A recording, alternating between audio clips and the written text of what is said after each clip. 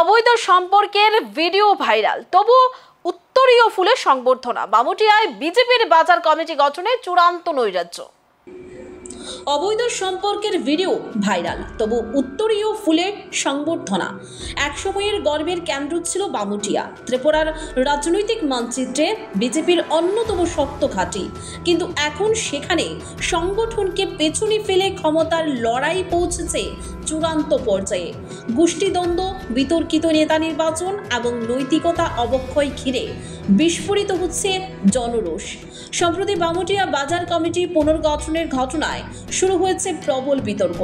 বাজার কমিটির সম্পাদকের পদে স্থান পেয়েছেন রাকেশ পাল, যার বিরুদ্ধে অতীতে অবৈধ সম্পর্ক সংক্রান্ত একটি ভিডিও ভাইরাল হয়েছিল।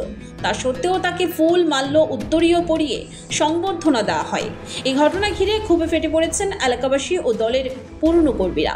দীর্ঘদিন ধরে বাজার কমিটির সম্পাদকের দায়িত্ব সামলানো দীপক ঘোষকে হঠাৎ করে সরিয়ে দেওয়া হয়।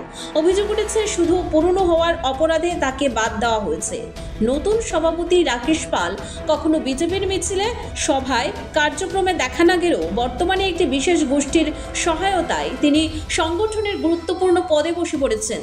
আরও চাঞ্চল্য ছড়ায় যখন নতুন কমিটির প্রথম সভায় রাকেশ পাল প্রয়াত বলাই গোস্বামী ও প্রাক্তন বিধায়ক কৃষ্ণদন দাসকে বাজারের ক্ষতিকর ব্যক্তি বলে দাবি করে হায় হায় স্লোগান তোলেন। এতে স্তম্ভিত স্থানীয় বাসিন্দারা। তাদের মধ্যে যাদের হাতে ধরে বামুটিয়া বিজেপি বড় হয়েছিল, তাদের অপমান আসলে দলের আত্মঘাতী সিদ্ধান্ত।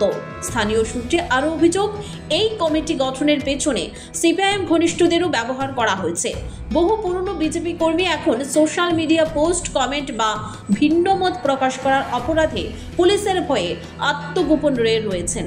সভাপতি ঘনিষ্ঠ মহলের অভিযোগ, পুরনোদের সরিয়ে আগাম টিকিট দাবি নিশ্চিত করতে চলেছে এক নির্লজ্জ অপারেশন। এদিকে রাজ্য বিজেপি নেতৃত্ব এখনো পর্যন্ত এ বিষয়ে কোনো মন্তব্য করেননি। রাজনৈতিক বিশ্লেষকদের মতে, যেখানে চরিত্রবোধ ও আদর্শের স্থানে এখন ব্যক্তিগত স্বার্থ ও ফেসবুক ভিত্তিক নেতারাই মুখ্য, সেখানে সংগঠনের ভবিষ্যৎ সংকটাপন্ন।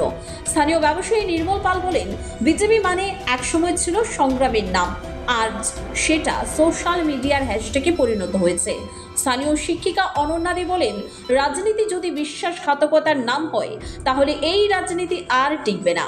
এই ঘটনাকে কেন্দ্র করে প্রশ্ন উঠেছে, ত্রিপুরার গেরুয়া সংগঠন আদর্শে বিশ্বাস রাখবে নাকি ব্যক্তিকেন্দ্রিক গোষ্ঠীবাজির দাস হয়ে পড়বে? এখনই ভাবার সময়।